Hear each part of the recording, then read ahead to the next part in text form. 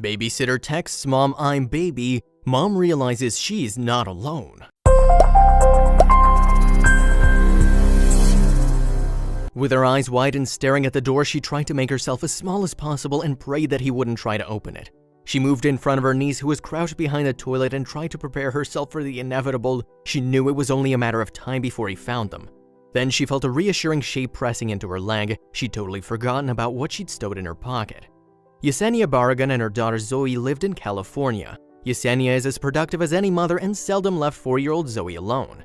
However, as for any other working mom, this wasn't always possible. When Yesenia was told that there was going to be a business meeting out of town and that she was expected to be there, her heart sank. Even worse, she couldn't take Zoe with. She needed a solution, and fast.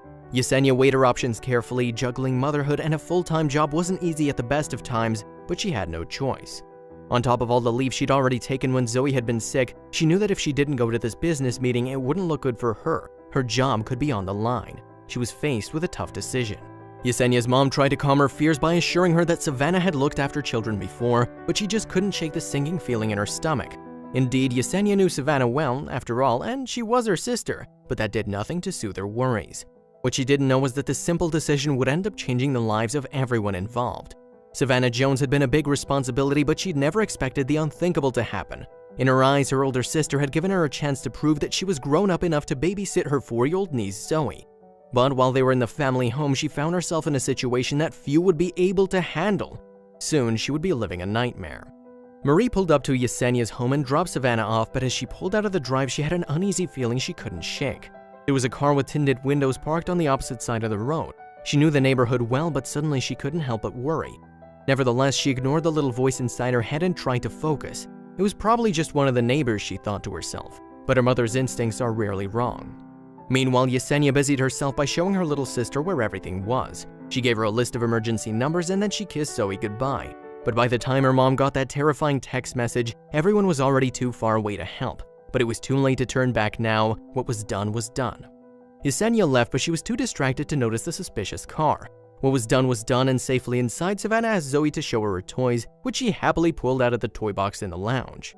Then the pair cuddled up on the sofa to watch a Disney movie. Surely nothing would happen in this quiet neighborhood located in Montclair, California. It was around 3:30 p.m. Savannah and Zoe were singing along to Frozen when they heard a knock on the door. She turned the TV off and walked into the hallway to see who it was. She didn't expect Yesenia to come back for days, so who could be at the door? Was her sister expecting a delivery? But when she looked through the peephole, she knew something was very wrong.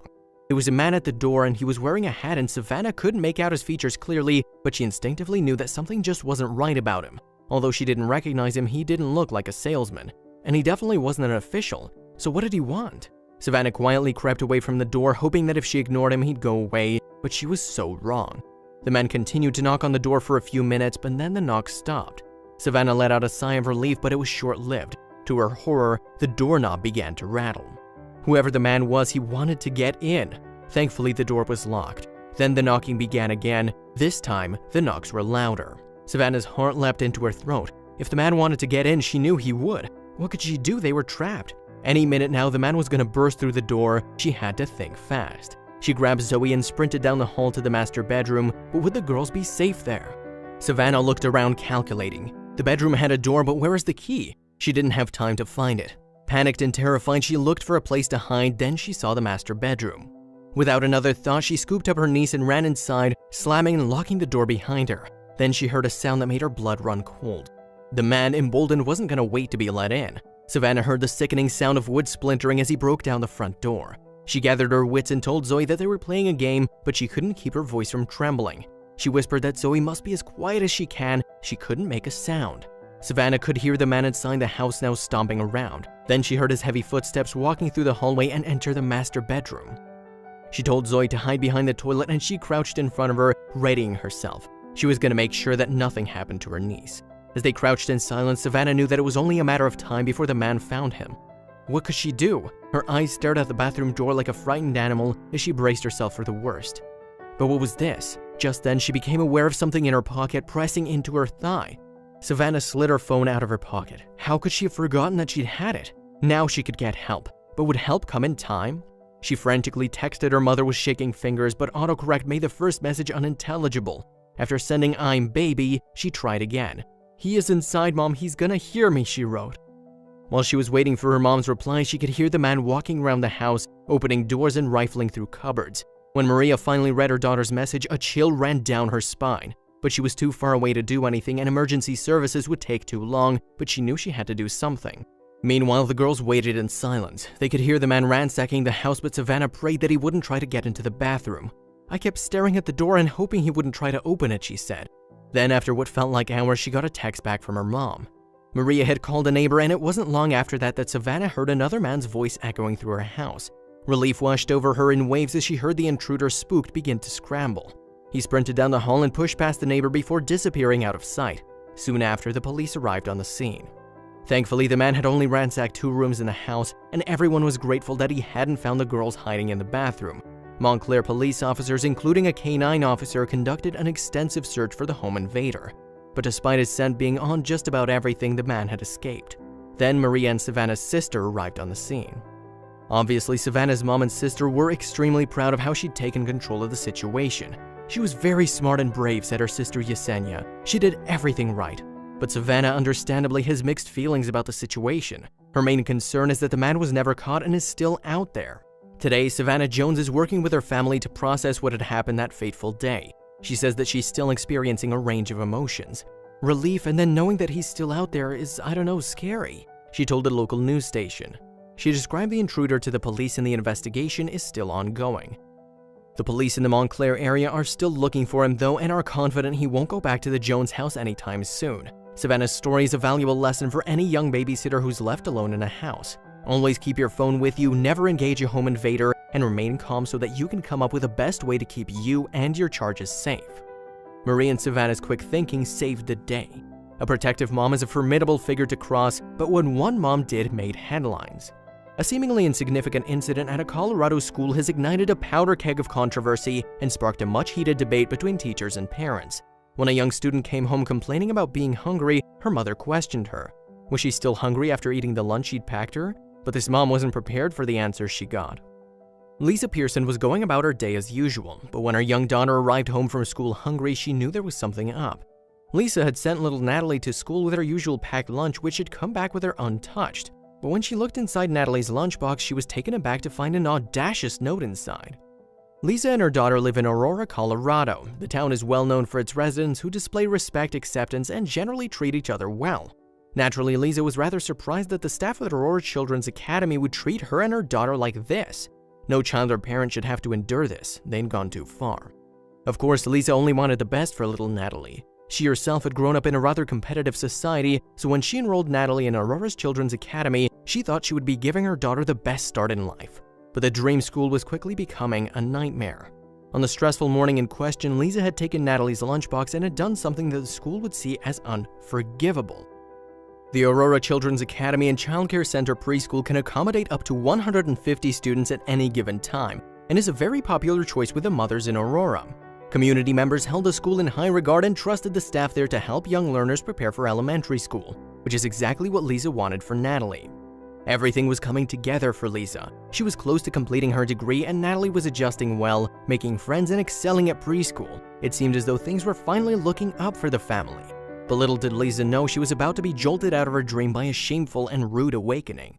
Natalie had been attending the preschool for almost the entire school year, and Lisa was very happy with her daughter's tuition thus far. She had no grievances and was confident that she and her husband Nate had made the right choice by choosing Aurora Children's Academy. But one fateful Friday, all hell broke loose. Natalie said that she was always busy, as most mothers of young children are, and completing her degree, working in law enforcement, and taking care of Natalie was no easy feat. She said that she was too busy on one particular day to realize she'd run out of fresh fruit and vegetables for her daughter's packed lunch. But it was this small oversight that would ultimately become a much bigger issue. It was on that fateful morning that Lisa had decided to include a little treat for her daughter, so she threw in a few Oreo cookies as a sweet surprise for Natalie. She also packed a ham and cheese sandwich, as well as string cheese to balance her daughter's meal. Normally she'd include a piece of fresh fruit, but she hadn't had any in the fridge on that particular day.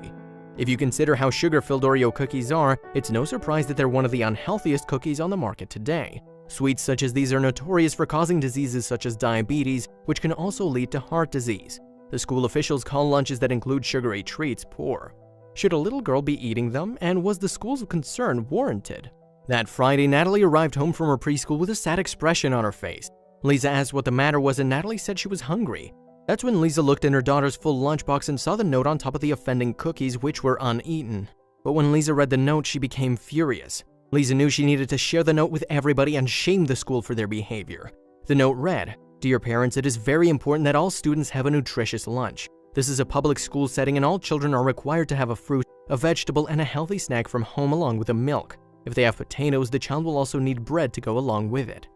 Lisa was absolutely furious. How dare the school dictate what her daughter could eat and what she couldn't? The note also stated that Lunchables, chips, fruit snacks, and peanut butter are not considered to be a healthy snack. She was so incensed that she decided to share her outrage online. When she posted the note and her summary of the day on social media, Lisa was quickly met with support from other parents and general outrage about the situation. "I just got a bunch of outrage from friends I hadn't heard from in years," Lisa said later, noting that one of the friends summed up the incident as ridiculous. From the school's point of view, they were saving Natalie. "We need to consider that the past 20 years has seen a huge rise in obese children. Whereas 30 and 40 years ago, a larger person would have stood out and would have been acknowledged, today obesity is the norm and is being treated as such." The folks at Aurora Children's Academy probably just wanted to set Natalie on the right track. The Children's Academy was just keeping a watchful eye out. It's no secret that there is an obesity and health problem in America, and the Healthy Hunger-Free Kids Act came about to encourage healthier lunches for kids in schools. They're not going to allow their students to eat a poor lunch. Seeing Natalie open a pail full of carbs and sweets and zero veggies must have set off a lot of alarms among the staff.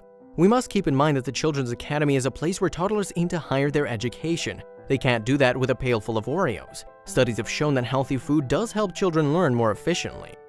Students who eat regular healthy meals are less likely to be tired, are more attentive in class, and retain more information, said NYU Associate Professor of Economics and Education Policy Sean Patrick Corcoran. Natalie definitely wasn't eating healthy. No parent wants to be made an example of, and no one wants to be accused of poisoning their child with bad food. The school basically went out of their way to make Lisa feel like a bad mother. One can't deny that she'd probably spend nights tossing and turning in bed while questioning her own parenting methods. Lisa would later tell the media that her biggest problem with the issue wasn't that the school wanted students to eat healthy, but that the school took it over the top. She said that she felt shamed and that it was wrong for the school to say what her daughter could or couldn't eat. Lisa believed that by telling Natalie what she couldn't eat out of her lunch, the school had overstepped its boundaries. "What the school thinks is healthy for her is not what I think is healthy for her," she said. "She needs to eat what she's gonna eat, and that's between me and her and our doctor, not the school." It would be one thing if Lisa's daughter was 100 pounds and waddling through the class hallways. By all means at that point show some concern, but she was otherwise a thin and active little girl. This made the accusations all the worse. Lisa said she was particularly unable to understand the school's response considering that her daughter is healthy and not overweight. "It's not like I was offering cookies to the entire class, and it's not like that was the only thing in her lunch," Lisa said. To add fuel to the fire, Lisa alleges that the school once offered her daughter treats, making their actions hypocritical. "They say I can't decide what to feed her, but then they sometimes feed her junk food," Lisa said during an interview with ABC News. After the controversy that ensued, Lisa defended her decision to include Oreo cookies in her daughter's lunch. "We're not the parents that send junk food every day," she said later in an interview. "She has a full healthy lunch, and this was Friday. Why not give her a special treat?" The accusation is a bit strange, especially seeing as schools aren't exactly sporting reputations that associate them with healthy food. The meals that kids usually get in school cafeterias are usually full of mystery. The meats will taste rubbery and everything else will commonly share a disgusting texture. Also, candy is too commonly handed out in class. At the time, Brenda Dean worked as the Children's Academy's director. She said to the media that she was looking into the note, but that the note wasn't in accordance with school policy and shouldn't have been sent home to a parent in such a manner. If you're picturing this little girl getting her lunch ripped from her grasp and tossed in the trash, you might be getting this story all wrong. Nobody exactly took the girl's lunch and left her to starve for the rest of the school. As the plot thickened, the whole truth came out. Aurora Public Schools Chief Communications Officer Patty Moon said that although the school did prefer to keep parents informed about healthy choices, such actions shouldn't be punitive. She did, however, say that Natalie had been given the choice to have another snack and therefore didn't have to go home hungry. That means that Natalie took a stubborn stance and refused to eat the meal that was further provided for her. That said, amid over 100 children eating, she sat there and wouldn't eat anything. She decided that going through the day hungry was better than giving them the satisfaction. When it comes to the feud between Lisa and the preschool that her daughter attended, it seemed the drama was stopped when Natalie started elementary school. One has to wonder what schools and parents learned from the situation. In the end, the public school system certainly reevaluated its stance and definitely won't be sending any more notes home to parents. Meanwhile, Natalie moved on to elementary school and hasn't had any other issues. However, the situation definitely shone a light on what role, if any, public schools should have in what kids can and can't eat for lunch.